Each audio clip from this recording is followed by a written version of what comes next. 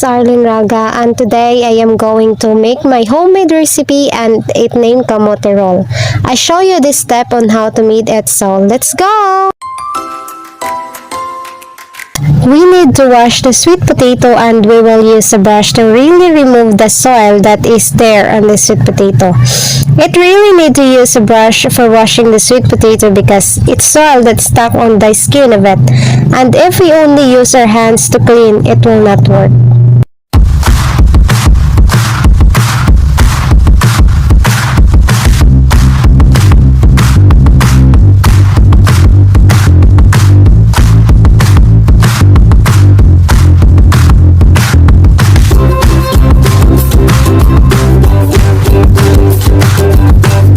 After brushing the sweet potato, we still need to wash it once.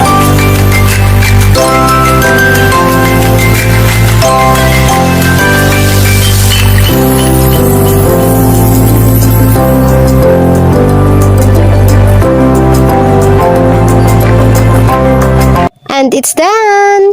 It's really hard to cook, especially if you use wood, but they say your cooking is better if you use wood, so let's try it!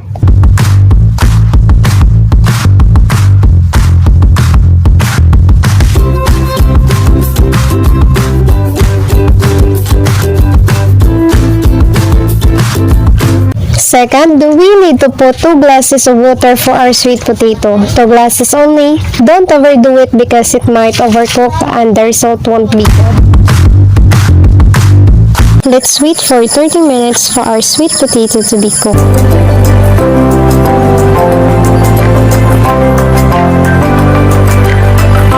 So let's check if the sweet potato is already cooked, but unfortunately it's not. So wait for our 30 minutes to be done before we check it.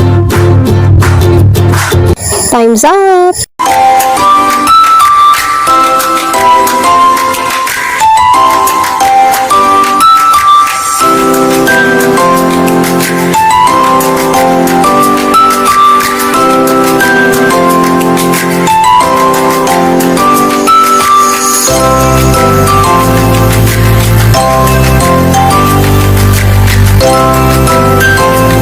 We have to wait a minute to warm the sweet potato before we get the skin away from its body.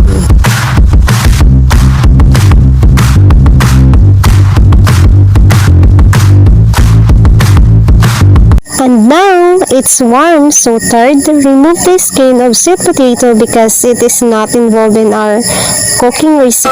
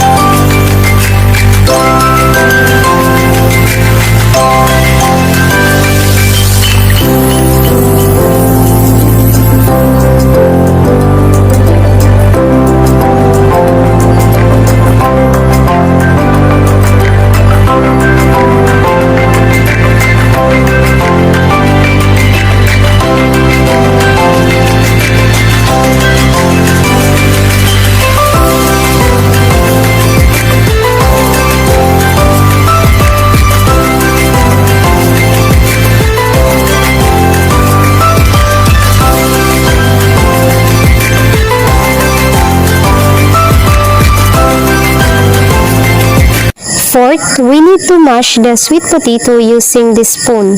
We need to mash it all.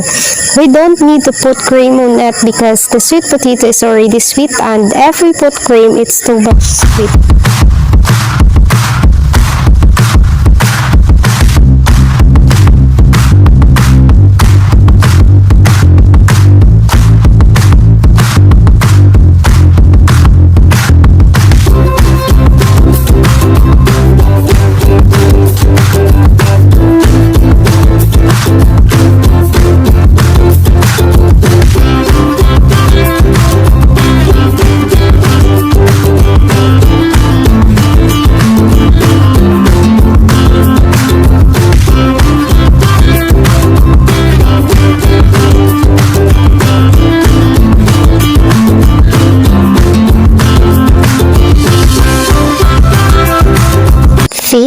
Let's put the mashed sweet potato to the wrapper.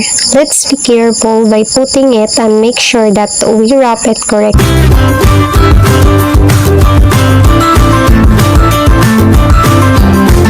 Fold it in the sides so that the sweet potato can't escape and it turns out to